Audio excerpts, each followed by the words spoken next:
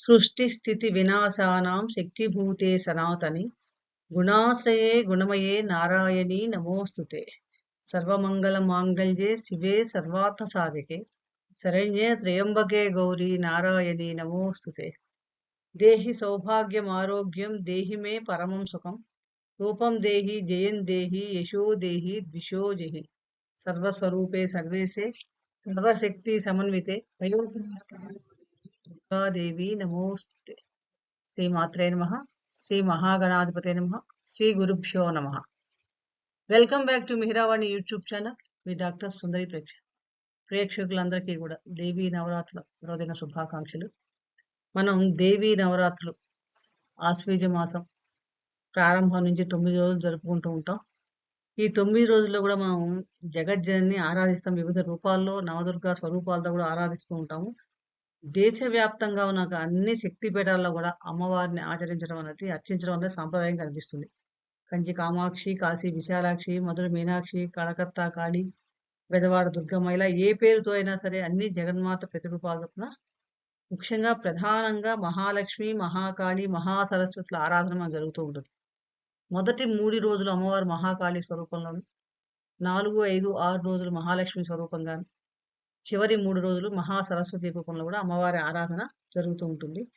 మనందరికీ తెలుసు ఈ నవరాత్రుల్లో చక్కగా ప్రతిరోజు కూడా మనం ఉపవాసం చేయటం, పారాయణ చేసుకోవడం, సప్తశతి చండీ సప్తశతి పారాయణ చేసుకోవడం, లలితా సహస్రనామ పారాయణ, కుంకుమార్చన చేసుకోవటం, ఇలా ఈ రకరకాల విధాల్లో మనం అమ్మవారి శక్తి ఆరాధన చేసుకుంటూ ఉంటాం. ఇంతటి మహాశక్తి పర్వదినాలైన ఈ నవరాత్రి పర్వదినాలు మనం 2వ రోజున అమ్మవారిని ఏ రూపంలో ధ్యానించాలి, ఏ ధ్యాన శ్లోకాలతో అమ్మవారిని ఆరాధించాలి, అమ్మవారి అలంకరణలో ఎటువంటి రంగు వస్త్రాలు మనం సమర్పించాలి, ఏ పూలతో అర్చించాలి, ఎటువంటి మంత్రం ఏ మంత్రాన్ని మనం పఠించి దానాలు చేయటం వల్ల మనకి గ్రహదోష నివారణలు జరుగుతాయి అని అనేక విషయాలు మనం ఇప్పుడు ఈ రోజు వీడియోలు తెలుసుకునే ప్రయత్నం చేద్దాం. ఎందుకంటే ముందుగా చెప్పడం వల్ల మనందరికీ కూడా ఆ నవరాత్రికి ముందు నుంచే మనం ప్రిపేర్ అయి ఉంటాం కాబట్టి ముందు నుంచే మనం ఛానల్లో ఇలా ప్రతిరోజు ఏ రకంగా చేసుకోవాలి అనే దాన్ని నేను పోస్ట్ చేయడం జరుగుతుంది. కాబట్టి ప్రతిరోజు కూడా సద్వినియోగం ఉంచుకొని ఆ రకంగా అమ్మవారి అనుగ్రహం పొందడం. ఇక వీడియోలోకి వెళ్ళే ప్రయత్నం చేద్దాం.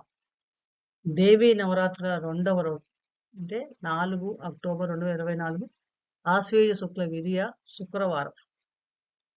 శరత్ నవరాత్రుల్లో 9 రోజులు మనం దేవిని ఆరాధిస్తే సంవత్సరం అంతా దేవిని పూజించిన ఫలితం వస్తుంది. ఈ రోజు దేవీ నవరాత్రుల్లో 2వ రోజున మన అమ్మవారిని నవదుర్గా స్వరూపిణిగా బ్రహ్మచారిణిగా మనం ఆరాధన అందుకుంటుంది అమ్మవారు. ఈ బ్రహ్మచారిణి అంటేనే ఇది 2వ రూపం. మనకి అమ్మవారు ఈమె కూడా పర్వతరాజపుత్రి యొక్క పార్వతీయే. శివుని పతిగా పొందుటకే బ్రహ్మచర్య దీక్షతో కఠిన తపస్సు చేసే వల్ల ఈమెకి బ్రహ్మచారిణి అని పేరు వచ్చిందనమాట. బ్రహ్మ అంటేనే తపస్సు అర్థం, బ్రహ్మచారిణి అంటే తపస్సు చేసి ఆచరించేది అని. ఈమె మనకి తెల్లని నార వస్త్రాలతో ఒక చేతిలో జపమాల, మరొక చేతిలో కమండలాన్ని ధరించి తపస్సునిగా దర్శనమిస్తూ ఉంటుంది అమ్మవారు. ఈ రోజు అమ్మవారిని మనం దధానాకర పద్మాభ్యాం అక్షమాలా కమండలం దేవి ప్రసిద్ధమై బ్రహ్మచారిణ్యం ఉత్తమ అనే ధ్యాన శ్లోకంతో అమ్మవారిని ఆరాధించి అమ్మ అనుగ్రహానికి మనం పాత్రలవుతాం. ఇక ఇంద్రకీలాదిపై అమ్మవారు మనకి గాయత్రి మాతగా కూడా ఈరోజు పూజలు అందుకుంటుంది. గాయత్రి మాత అన్నది వేదమాత, సంధ్యోపాసన దేవతానికి ఈమె అధిదేవత కింద చెప్పుకోవచ్చు. గాయత్రి మాత అన్నది సర్వ వేదాల సారం కింద చెప్పుకోవచ్చు. అందుకనే సకల మంత్రాల్లో కూడా వేదమాతగా ప్రసిద్ధి గాయత్రి దేవి మంత్రానికి అంత విశిష్టత కలిగిందన్నమాట. నగాయత్రస్య పరో మంత్ర నమాతు పరదేవతం అంటే గాయత్రి మంత్రాన్ని మించిన మంత్రం లేదు, ఈ అమ్మని మించిన దైవం లేదని చెప్పి మనం గాయత్రి మాత అంత ప్రసిద్ధి పొందింది. గాయతాం రమయతీతి గాయత్రి అంటే దివ్య గుణగణాలని గానం చేసేవారినే రక్షించేదే గాయత్రి అని పురాణాల్లో చెప్పబడింది. అంటే అంతటి మహత్తరమైంది మనకి గాయత్రి. అందుకనే ప్రతిరోజు ప్రతి దేవతా స్వరూపంతో కూడా ఈ గాయత్రి దేవి అనుసంధానమై ఉంటుంది. ప్రతి మంత్రానికి కూడా రుద్ర గాయత్రి, విష్ణు గాయత్రి, లక్ష్మీ గాయత్రి ఇలా గాయత్రి మంత్రాన్ని కలిపి చెప్తూ ఉంటాం, మనకు కనిపిస్తూ ఉంటుంది. అంటే గాయత్రి మాతలో అన్ని రకాల వర్ణాలు కూడా ఉంటాయి, అన్ని రకాల దేవతలు కూడా కొలువై ఉంటారు అన్నమాట. జరా మరణాలు లేని సర్వదేవతా స్వరూపిణి గాయత్రి మాత. ఈ అమ్మవారు ముక్త, విద్రుమ, హేమ, నీల, ధవళ వర్ణాలతో ప్రకాశిస్తూ 5 ముఖాలతో వరదాభయ హస్తాలతో ఎర్రటి పద్మంలో కొలువు తీరి ఉంటుంది. ఎర్రటి గంధాన్ని పూసుకుంటుంది. ఈమె అమ్మవారికి ఈరోజు ఎర్రటి పూలన్నా, ఎర్రటి వస్త్రాలను ధరించి ఉంటుంది. అంటే ఎర్రటి పూలతో అమ్మవారిని ఆరాధన చేస్తే చాలా ఉత్తమమైన ఫలితాలు కలుగుతాయి. సర్వాభరణాలతో ప్రకాశించే ఆమె ముఖం అగ్ని, శిఖ రుద్రుడు, విష్ణువు చిత్తం. ఆదిత్యములలో ఉన్న తల్లికి బ్రహ్మణ్య మూర్తి గాయత్రి వేదమాత కృపాపర సమస్త జగదాధార సానో రక్షితు సర్వదా. అలాగే ముక్తా విద్రుమ హేమనీల ధవళ ఛాయే ముఖే స్త్రీకణై యుక్తామిందు నిబద్ధరత్న మకుటాం తత్వార్థ వర్ణాత్మికం గాయత్రీం వరదా భయాంకుశ కళాశూలం కపాలం గదం శంఖచక్రమధారవింద యుగళం హస్తైర్వ హంతిం భజే అనే ధ్యాన శ్లోకాంతో అమ్మవారిని మనం ఈరోజు ధ్యానించి షోడశ ఉపచారాలు ఆవాహనాది షోడశ ఉపచారాలు సమర్పించి గాయత్రి అష్టోత్తర శతనామాలతో అమ్మవారిని పూజించాలి.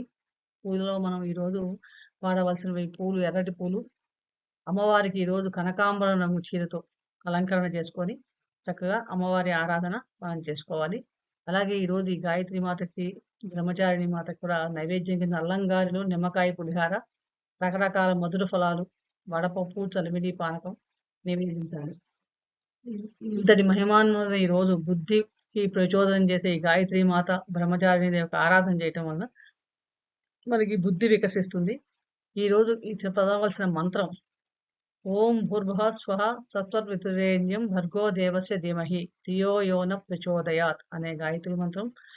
అలాగే ఓం గాయత్రి మాతాయే నమః, ఓం గాయత్రి దేవతాయే నమః అనే మంత్రాన్ని నిరంతరం జపిస్తూ ఉంటే కనుక అమ్మ అనుగ్రహానికి పాత్రవుతాం. అలాగే మనం ఈరోజు ఆరాధన చేయటం వలన గురుగ్రహ సంబంధమైన జాతకంలో ఎవరికైనా గురుగ్రహ సంబంధమైన దోషాలు ఉంటే కనుక అవి తొలగి ధనధాన్యాలు, అధికారం కూడా లభిస్తుందని చెప్పవచ్చు. ఈరోజు విప్రులకి మనం చక్కెర దానం చేస్తే కనుక దీర్ఘాయుష్ లభిస్తుంది అని చెప్పడం జరిగింది. అంటే ముఖ్యంగా ఈరోజు మనం పూజా విధానాలు ఎప్పుడు చేసినా కూడా శక్తి చాలా ప్రధానం. శ్రద్ధ చాలా అవసరం. ఎందుకంటే శ్రద్ధతో చేసిన పూజ చాలా మంచి ఫలితాలను ఇస్తుంది అన్నమాట. ఆ రూపాన్ని బాహ్యంగా మనం ఆ రూపాన్ని ధ్యానించుకోవటం, అలాగే ఆ మంత్రాన్ని అనుసరించడం వల్ల ఆమె మనకి పాత్రలు అవడం, మనలో కూడా ఒక శక్తిని నింపుకోవడం, ఇవన్నీ కూడా ఈ దేవీ నవరాత్రుల పూజా అంతరార్థంలో మనకి కనిపిస్తూ ఉంటాయి. కాబట్టి శక్తి ఉపాసన చాలా విశేషమైన ఫలితాలను ఇస్తుంది. మనకి అనేక రకాల దుర్గతుల నుంచి కూడా మనలో ఉన్న రాక్షస గుణాలను సంహరించి సాత్వికం వైపు నడిపించడానికి కూడా ఈ దేవి ఉపాసన చాలా ఉపయోగపడుతుంది, ఎటువంటి సందేహం లేదు. అందరి మహిమాన్విత దేవి నవరాత్రుల్లో 2వ రోజు అమ్మవారిని గాయత్రి రూపంలో చక్కగా మనందరం ధ్యానించి ఆరాధించుకుందాం. ఆ దేవి అనుగ్రహానికి కూడా పాత్రలో ఎటువంటి సందేహం లేదు.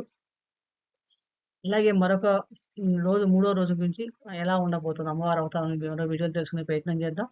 ఈ వీడియో మీకు నచ్చినట్లయితే లైక్ చేయండి, షేర్ చేయండి, సబ్స్క్రైబ్ చేసుకోకపోతే సబ్స్క్రైబ్ చేసుకోండి. అందరికీ కూడా ఈ దేవీ నవరాత్రిలో లలితా త్రిపుర సుందరి దేవతకు అనుగ్రహం కలిగి సంపూర్ణ ఆయుష్, ఆరోగ్యం కలగాలని ప్రార్థిస్తూ మరొక వీడియోలో మరొక దేవతా స్వరూపం గురించి తెలుసుకునే ప్రయత్నం చేద్దాం. సర్వే జనా సుఖినో భవంతు. శుభం భూయాత్.